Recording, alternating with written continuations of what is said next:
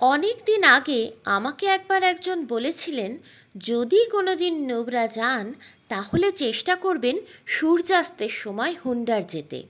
কারণ সূর্যাস্তের সময় হুন্ডারে চলে একটা ন্যাচারাল ম্যাজিক।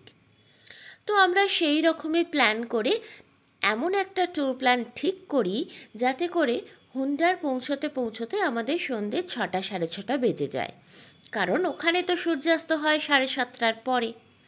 কিন্তু প্রথম যেদিন আমরা হুন্ডার পৌঁছই সেদিন চলছিল সাংঘাতিক ঝড় বৃষ্টি, আকাশ ছিল মেঘে ঢাকা। তাই এত পরিশ্রমের পরেও সানসেট দেখতে না পেয়ে আমাদের সকলেরই মন খারাপ হয়ে গেল। ফিরে এলাম কটেজে।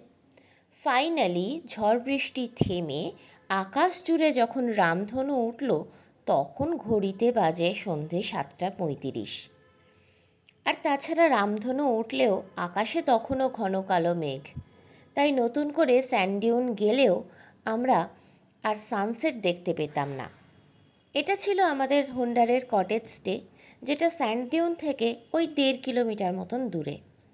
কটেজ স্টেটা কিন্তু বেশ মডার্ন, অপূর্ব সুন্দর দেখতে, আর জানলা দিয়ে এইরকম একটা সুন্দর ভিউ পাওয়া যায়। কিন্তু সানসেট দেখতে না পাওয়ায় তখনও মনটা বেশ খারাপ ছিল।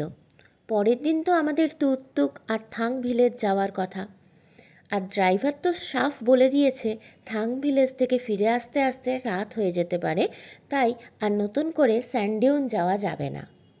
কিন্তু আমরা ভাবি এক আর হয় আর এক। আমরা যখন তুর্তুক পৌঁছলাম তখন দেখলাম থাং ভিলেজ যাওয়ার আগে একটা ধস নেমেছে, তাই থাং যাওয়ার রাস্তাটা বন্ধ। তাই বেশ খানিকটা সময় বেঁচে গেল। আমরা ওই 3:30-র মধ্যে তুর্তুক থেকে ফিরে চলে এলাম। তারপর কিছুটা বিশ্রাম নিয়ে পৌঁছলাম স্যান্ড-ডিউনে। স্যান্ড-ডিউন পৌঁছতে পৌঁছতে ঘড়িতে বেজে গেছিল প্রায় 7টা। পৌঁছে দেখি স্যান্ড-ডিউন নিজেকে নতুনভাবে সাজিয়ে তুলেছে। গতকালকে স্মৃতি একেবারেই অন্যরকম ছিল। ঘন কালো মেঘ ছিল, এত রঙের খেলা গতকাল দেখতে পাইনি।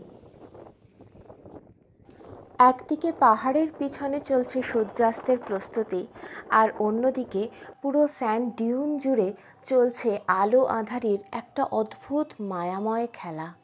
সত্যি দ্বিতীয়বার স্যান্ড-ডিউন না এলে দারুণ এই রূপ আমরা সবাই মিস করতাম, আর আপনাদের সামনেও তুলে ধরতে পারতাম না। আজকের ভ্লগটা আপনাদের কেমন লাগলো জানাতে ভুলবেন না কিন্তু। খুব তাড়াতাড়ি দেখা হচ্ছে নতুন একটা ভ্লগে। টাটা।